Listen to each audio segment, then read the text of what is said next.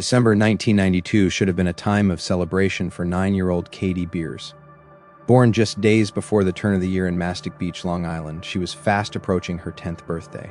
But Katie's childhood was far from normal. Abandoned by her biological mother, she lived a heavy, painful existence under the roof of her godmother Linda and Linda's husband Sal.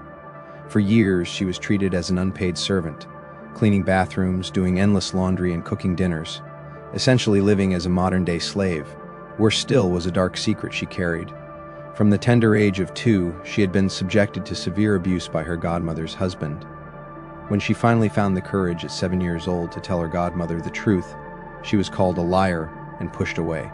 Completely isolated and barred from attending regular school, Katie had only one real friend in the world, a trusted adult named John Esposito. To Katie, Big John was her savior, a gentle giant who volunteered for the Big Brother Big Sister program and took her away from her miserable home life 2 days before her 10th birthday.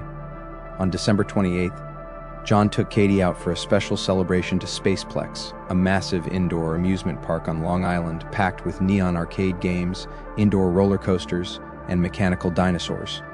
It was supposed to be a day of pure joy, but as the flashing lights and sounds of laughing children filled the air, Katie vanished without a trace. Her godmother frantically called the police, and authorities swarmed the venue, evacuating every square inch. Big John claimed he had only turned his back for a moment to buy tickets, and when he looked around, Katie was gone. As the hours ticked away, the search intensified, but police found absolutely no physical evidence inside Spaceplex suggesting an abduction had even taken place. Then, a shocking twist arrived. An ominous phone call was received on the family's answering machine. On the recording, a frantic, weeping Katie could be heard screaming that a strange man with a knife was chasing her. Suddenly, she cried out that he had caught her, and the line went dead.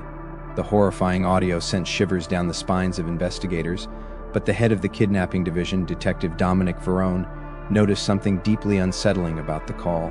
Statistically, over 95% of child abductions are carried out by someone close to the family.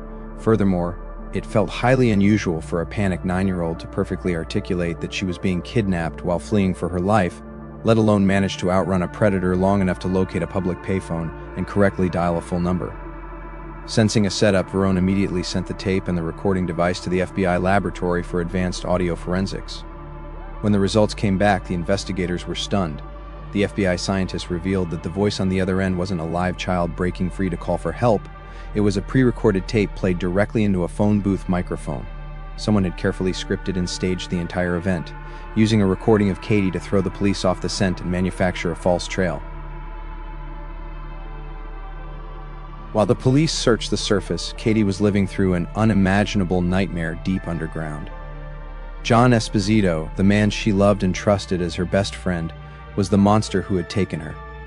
He had carried her into a hidden room in his home, opening a secret hatch that led to an expertly engineered, soundproof subterranean dungeon. To access it, one had to pull away a heavy rolling bookshelf, peel back seamless vinyl flooring, and use a heavy-duty industrial block and tackle chain hoist to lift a massive 200-pound concrete slab. Beneath it lay a narrow tunnel where Katie was forced to crawl into a cold concrete bunker hidden beneath a converted garage. Inside this windowless tomb was a dirty mattress and a custom-made soundproof wooden box wrapped tightly in chains, designed to serve as a literal living casket. Katie quickly realized she was completely trapped. However, this young girl possessed an extraordinary will to survive. Left alone for brief periods, she noticed the wood on the casket door was slightly loose. Summoning all her strength, she kicked the door repeatedly until the latch snapped, allowing her to escape the box into the small bunker space. Searching the shelves in the dark, she discovered a set of keys. Thinking quickly, she hid one of the keys under her mattress to use as a potential weapon or tool, but her brief triumph turned to terror as she heard heavy footsteps approaching. Esposito descended into the bunker, and for the next 17 days, Katie was subjected to horrific assaults. Yet even in the darkest moments of her captivity, she refused to let her spirit break. Outside the dungeon, Detective Verone was systematically tearing through a tangled web of suspicious characters. The family dynamics were incredibly dysfunctional, providing investigators with multiple plausible suspects. There was Marilyn Beers, Katie's biological mother, whose neglectful history raised immediate red flags. Then there was the godmother, Linda, who had a history of exploiting Katie, and her husband, Sal, who already faced pending criminal charges for his prior abuse of the young girl. For a time, police heavily weighed the theory that Katie's biological mother and brother had staged the kidnapping to rescue her from Sal's abusive household, recording the phone call to frame John Esposito. However, as alibis were checked and homes were searched, the focus inevitably shifted back to Esposito himself, the last person seen with Katie. Investigators began tracking his movements on the day of the disappearance and discovered an unaccounted-for gap of nearly an hour in his timeline. A deeper background check revealed an even more terrifying truth.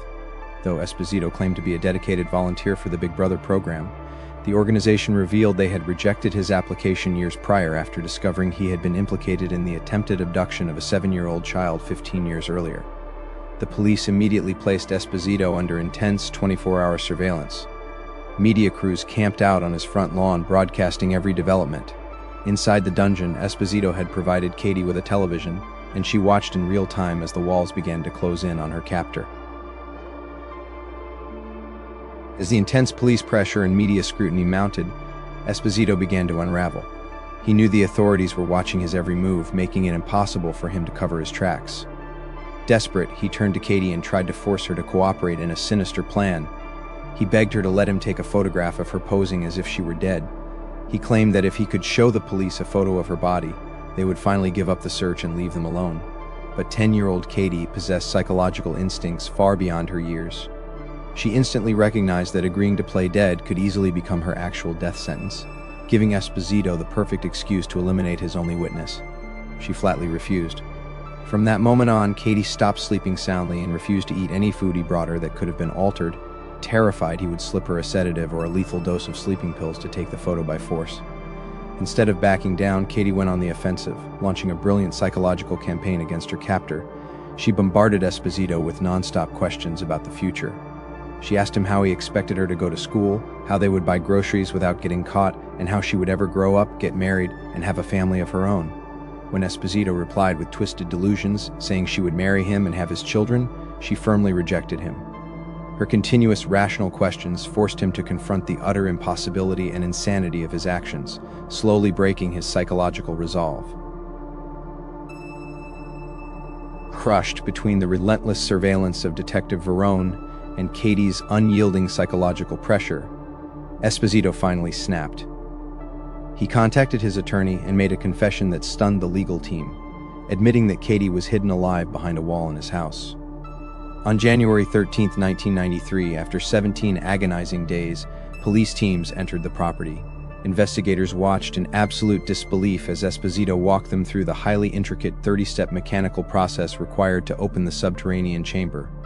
When the final concrete barrier was raised and detectives dropped down into the bunker, they expected to find a deeply traumatized, broken child. Instead, they found Katie sitting calmly on a sofa, vibrant, bubbly, and full of life. She looked as though she had simply returned from a routine trip to the movies. Her incredible resilience left the veteran detectives completely amazed. John Esposito was promptly arrested, convicted of first-degree kidnapping, and sentenced to 15 years to life in prison, where he eventually died. But the investigation did not stop there. Detective Verone exposed the systemic nightmare of abuse Katie had faced at home prior to her abduction. Authorities stripped her biological family of rights and placed her directly into foster care.